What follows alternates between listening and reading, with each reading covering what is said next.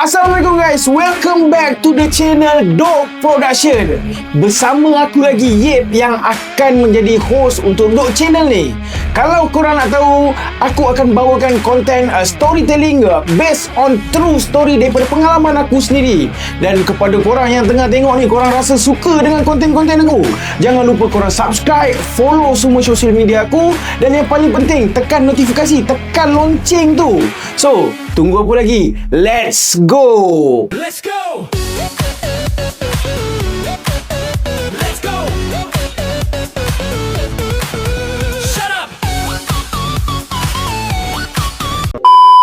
So guys, untuk konten kali ni aku nak bercerita dengan korang tentang pengalaman aku. Dan aku disclaimer awal-awal, konten ni bukan aku buat untuk aku buka aib aku, bukan. Tapi aku nak bagi tahu korang yang dulu aku pernah terlibat dalam dunia ni. Dan aku nak cerita dengan korang betapa najisnya dunia ni dan betapa kotornya dunia ni, yang di mana kau senang masuk tapi kau susah nak keluar. Iaitu kau termasuk dalam dunia berkaitan dadah. So, sebelum aku nak cerita dengan korang macam mana aku boleh masuk dalam dunia dadah, aku nak korang tahu sebelum aku menggunakan ataupun aku terlibat dalam dunia dadah, aku mencuba untuk berasap, iaitu dengan hisap rokok. So guys, kejadian ni terjadi lama lah. Waktu tu aku sekolah rendah dan waktu tu aku darjah 4. Waktu darjah 4 yang di mana waktu tu aku seorang budak yang berumur 10 tahun. Tapi aku dah terlibat dalam kancah berokok ni. Kau tahu sebab apa? Sebab circle guys. Okay, yang di mana waktu aku dah jam 4 tu aku dah start dah bergaul dengan budak darjah 6. Aku dah start bergaul dengan budak-budak form 1, form 2. Kau faham tak? So, diorang ni guys, diorang ni sedikit sebanyak membuatkan aku rasa yang aku nak try untuk sedutan rokok yang pertama. Guys, kau tahu tak macam mana aku boleh jadi ketagih dengan rokok pada waktu aku umur 10 tahun? Yang di mana aku suka lepak dekat tempat yang di mana orang-orang tua ni sedang merokok. Diorang merokok, okey, aku duduk situ. Aku akan ambil rokok dia waktu dia buang. Kau faham tak? Waktu dia buang rokok tu, aku akan kutip rokok tu dan aku sambung hisap. Kalau aku fikir balik sekarang ni, benda bodoh tu aku buat dulu tu sangat-sangat kotor tu guys. Sebab apa? Aku dah share dengan mulut orang tua yang tak tahu apa benda penyakit yang diorang ada. Itu aku waktu dulu. Dan lama kelamaan aku buat benda tu, sampailah tahap yang aku dah pandai beli rokok sendiri. Okey, mak bapak aku tak tahu. Aku dah pandai beli rokok sendiri dan rokok tu aku letak dekat luar rumah. Aku letaklah kat mana-mana, aku seal kat mana-mana, yang di mana kalau aku nak isap rokok, aku akan ajak kawan aku, jom isap rokok. Aku ada beli rokok. Time tu kita orang beli rokok tontong. Lepas tu seal kat satu tempat. Nanti nak isap rokok baru pergi sama-sama. Waktu tu sekolah rendah lagi guys. Dan waktu aku tingkatan, aku dah mula berani untuk simpan rokok dalam rumah kan. Ada masa kantoi kena rembat dengan mak bapak aku. Lepas tu bila dah boleh simpan dah pandai simpan rokok kat rumah, dah tak kisahlah kena rembat ke apa, aku tetap simpan sampailah aku jadi ketagih guys. Ketagih rokok ni yang di mana masa tu form 2 ataupun form 3 aku dah biasa dengan rokok.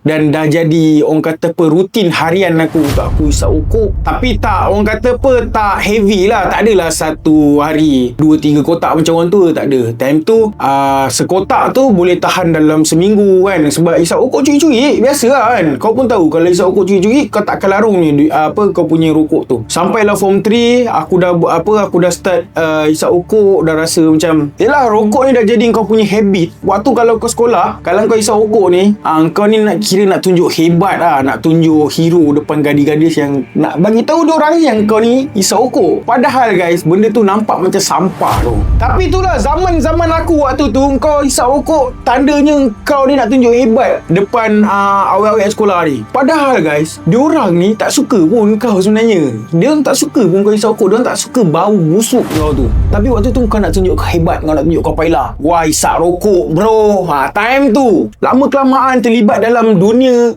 rokok ni, tiba-tiba guys, tak jadikan cerita. Guys, kau dengar sini betul-betul.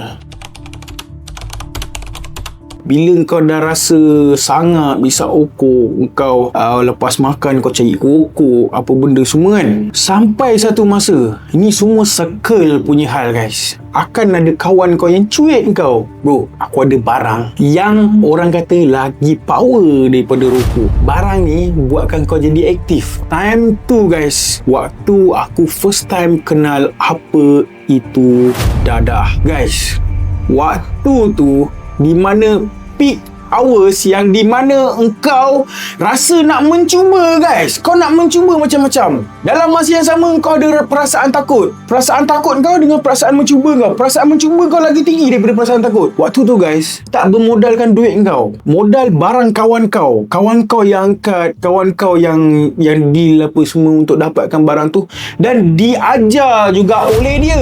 Macam mana nak buat benda ni, macam mana nak bakar benda ni. Faham tak? Dia ajar guys, sebiji guys dia ajar. Waktu tu kau nak try apa itu syabu. Waktu aku zaman sekarang kan dah viral dengan benda mata pipi. Waktu tu batu gila babi guys. Waktu tu batu kan no doubt bro. Batu yang dulu aku hisap tu guys, dia membuatkan kau ni rasa hyper yang gila babi tu kan. Kau meremang bulu roma kau.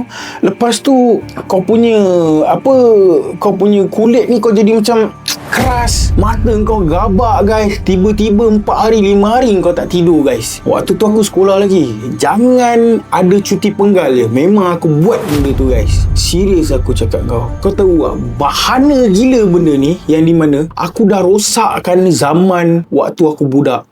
Yang di mana budak-budak lain tengah happy, tengah enjoy dengan kawan-kawan, apa benda semua. Aku still join. Tapi dalam masa yang sama, dark side dalam diri aku yang aku tak bagi tahu kawan-kawan aku adalah aku isap dadah. Guys, waktu tu guys, gila guys. Okay, ni aku cerita dengan korang gentle lah. Kau tahu tak, waktu pertama kali member aku kenalkan benda tu dengan aku cuba nak try je guys. Aku serius, aku nak try je. Rasa dia macam mana? Bila aku dah rasa macam itu, aku dah tak nak guys. Serius aku cakap kau dah tak nak. Tapi kawan aku ni, dia bawa aku pergi jumpa dengan dia punya kawan-kawan yang dah memang heavy duty isap batu ni guys. So bila aku dah lepak dengan dorang, aku tak nak pun. Sebab apa? Aku rasa aku dah tak boleh hisap. Aku rasa macam ini kalau aku kena lagi, aku akan jadi tak betul guys. Okay, aku dah rasa sampai tahap tu. Tapi kau tahu tak apa budak-budak yang heavy duty ni buat dengan aku? Dia cakap dengan aku macam ni, kau kalau tak isap, kau kalau tak kena, kau tak akan balik bro. Kita orang akan grumble kau kat situ. Serius lah bro. Kalau kau dah dengar macam tu, kau tak isap dan kau akan kena rumble, apa pilihan yang kau ada siap waktu tu? Nak tak nak kau kena isap, kau kena layan lah bro dia. Aku budak lagi time tu. Diorang semua dah atas-atas lah kan. Dah atas-atas lah. Kalau macam umur aku sekarang ni, diorang ni dah dalam 40 kan. Waktu tu guys, kau bayangkan aku seorang budak yang nak mencuba. Dan aku dah tahu dah bila aku mencuba ni kesan dia apa. Tapi aku dipaksa oleh diorang, yang di mana waktu tu aku hanyalah seorang budak. Dipaksa dengan diorang dengan cara yang diugut. Aku mula-mula dipaksa isap. Dan yang kedua, aku dipaksa untuk membeli. Guys, waktu tu budak lagi, mana nak datang duit siap beli barang-barang ni? Apa lagi bro? Tipu mak bapak. No choice bro. Kat luar kau nak kena rembat ke? So aku tak boleh nak cerita dengan mak bapak aku sebab aku takut lah. Kalau aku cerita dengan mak bapak aku akan kecewa dengan aku. That's why aku survive.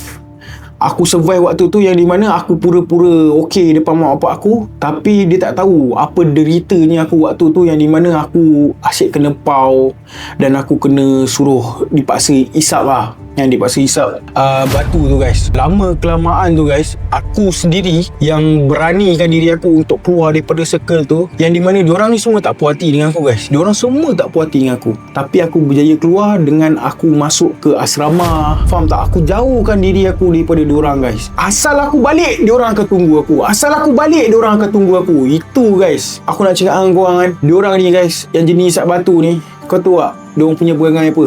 Tak main judi, samun. Kau faham tak? Benda dua ni diorang paksa aku buat. Tapi waktu tu aku dah fly ke asrama. Dan diorang tunggu aku. Aku ni bagi duit kat diorang untuk diorang beli barang tu guys. Aku dipaksa guys. Gila tu waktu tu. Aku tak boleh nak fight tu. Aku nak cerita dengan polis pun aku kena kat barang tu. Kau faham tak? Aku nak cerita dengan mak bapak aku. Mak bapak aku takkan fahamnya. Sebab engkau ni bro, mak bapak yang susah nak percaya aku ni. Kau tahu tak? Itu masalahnya waktu tu. So guys, aku survive dengan cara aku menjauhkan diri. Aku buat apa-apa pencapaian, yang penting aku jauh daripada dorang. Aku bersukan, aku pergi sana, aku pergi sini. Yang penting aku jauh daripada dorang guys. Tapi guys, aku tetap juga kena cari guys. Gila tu, benda ni memang scary gila siap kalau aku nak cerita dengan korang. Aku sebenarnya banyak benda lagi aku nak cerita dengan kau pasal dunia ni. Tapi guys, okay, untuk pengetahuan korang yang selebihnya pasal benda ni, aku akan cerita dekat part yang seterusnya. So untuk korang yang ada tengah tengok ni, terima kasih banyak-banyak. Kalau korang nak tahu untuk part yang seterusnya apa keadaan aku waktu tu, jangan lupa korang subscribe, korang tekan notifikasi tu untuk tunggu konten yang seterusnya. Aku takkan nak cerita sampai habis. Aku nak korang yang dalam ni sambut dulu video aku. So bila korang dah sambut video aku, baru aku ceritakan part yang seterusnya. Ini based on true story aku. Dan storytelling ini memang real guys. So kepada korang, konten ni cukup habis sampai dekat sini. Dan untuk korang yang ada dalam ni, jangan lupa follow, like, comment and share. Jangan lupa subscribe. Okay, tekan lonceng tu untuk konten yang seterusnya. Alright, so terima kasih banyak-banyak. Dan kepada korang budak-budak ataupun adik-adik kita yang tengah tengok video ni, jangan sesekali kau terlibat dengan dalam dunia dadah. Sebab apa? Masuk kau senang, nak keluar kau betul-betul susah tu. Dan kau akan susahkan semua keluarga kau. Dan kau boleh kekal jadi ketagih sampai kau tua bro. So guys, jangan lupa subscribe. Assalamualaikum.